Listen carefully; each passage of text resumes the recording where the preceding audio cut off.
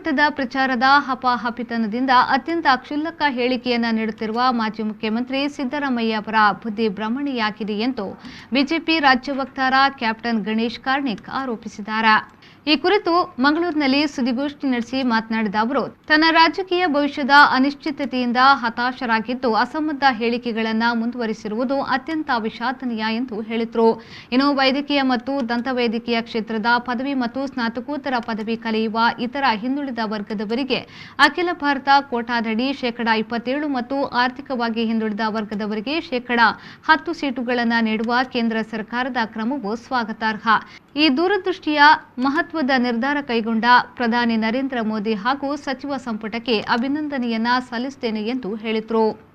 ನಮ್ಮ ಮಾಜಿ ಮುಖ್ಯಮಂತ್ರಿಗಳು ಪ್ರಸಕ್ತ ವಿರೋಧ ಪಕ್ಷದ ನಾಯಕರಾಗಿರುವಂತಹ ಸಿದ್ದರಾಮಯ್ಯ ಅವರ ಹೇಳಿಕೆಗಳು, ಅವರು ವ್ಯಕ್ತಪಡಿಸಿರುವಂತಹ ಅನೇಕ ಚಿಂತನೆಗಳನ್ನು ನೋಡಿದಾಗ ಎಲ್ಲೋ ರಾಜಕೀಯತೆಯಲ್ಲಿ ತನ್ನ ನೆಲೆಯನ್ನು ಕಳೆದುಕೊಂಡು ಅಪ್ರಸ್ತುತರಾಗ್ತಿರುವಂತಹ ಸಂದರ್ಭದಲ್ಲಿ ಈ ರೀತಿಯ ಹತಾಶ ಮನೋಭಾವದಿಂದ ಅವರಿಗೆ ಬುದ್ಧಿಭ್ರಮಣೆ ಆಗಿದೆಯಾ ಅಂತ ನನಗೆ ಸಂದೇಹ ಬರ್ತಾ ಇದೆ. ಅವರ ಇತ್ತೀಚಿನ ಅತ್ಯಂತ ಕೀಳು ಮಟ್ಟದ ಹೇಳಿಕೆಗಳು,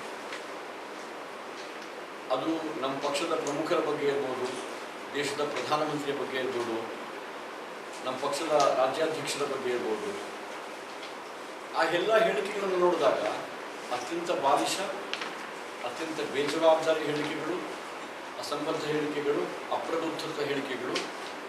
ಹಾಗಾಗಿ ನಮ್ಮೆಲ್ಲ ಮನಸ್ಸಲ್ಲಿ ಇವತ್ತು ಏನು ಗೊಂದಲ ಕಾಡ್ತಾ ಇದೆ ಹೇಳಿದ್ರೆ, ಎಲ್ಲಾದ್ರೂ ಇವರಿಗೆ ಬುದ್ಧಿಭ್ರಮಣೆ ಆಗಿದೆಯಾ ಅಂತ ಹೇಳಿ.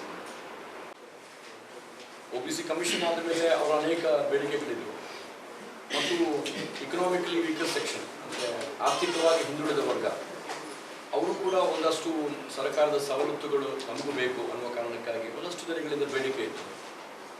ಕೇಂದ್ರ ಸರ್ಕಾರ OBCಗಳಿಗೆ ಕಮಿಷನ್ ಮಾಡೋದು ಮಾತ್ರವಲ್ಲ, ಬಹುಶಃ ಸ್ವತಂತ್ರ ಭಾರತದ ಇತಿಹಾಸದಲ್ಲಿ ಮೊದಲನೇ ಬಾರಿಗೆ ಇತರ ಹಿಂದುಳಿದ ವರ್ಗಗಳಿಗಾಗಿ ಒಂದು ಕಮಿಷನ್ ಮಾಡಿರುವಂಥದ್ದು ಮತ್ತು ಆ ಇತರ ಹಿಂದುಳಿದ ವರ್ಗದಲ್ಲಿರುವಂಥ ವಿಶೇಷವಾಗಿ ಮೆಡಿಕಲ್ ಮತ್ತು ಡೆಂಟಲ್ ಕಲಿತಿರುವಂಥ ವಿದ್ಯಾರ್ಥಿಗಳಿಗೆ ಏನಿವತ್ತು ಸರ್ಕಾರ ರಿಸರ್ವೇಷನ್ ಪಾಲಿಸಿನಲ್ಲಿ ಬದಲಾವಣೆ ತಂದು ಒಂದು ನಿಯಮವನ್ನು ರೂಪಿಸಿದೆ, ಅದನ್ನು ಇವತ್ತು ಭಾರತೀಯ ಜನತಾ ಪಾರ್ಟಿ ನಾಡಿನ ಜನತೆಯ ಪರವಾಗಿ ಅತ್ಯಂತ ಹರ್ಷದಿಂದ ಸ್ವಾಗತ ಮಾಡ್ತಾ ಇದೆ. ಮಾನ್ಯ ಪ್ರಧಾನಮಂತ್ರಿಗಳಿಗೆ ಮತ್ತು ಕೇಂದ್ರದ ಮಂತ್ರಿಮಂಡಲದ ಎಲ್ಲ ಸಂಪುಟದ ಸದಸ್ಯರಿಗೆ ಆತ್ಮೀಯವಾದ ಧನ್ಯವಾದಗಳನ್ನು, ಅಭಿನಂದನೆ ನೀಡಲಿಕ್ಕೆ ಇಚ್ಛೆ.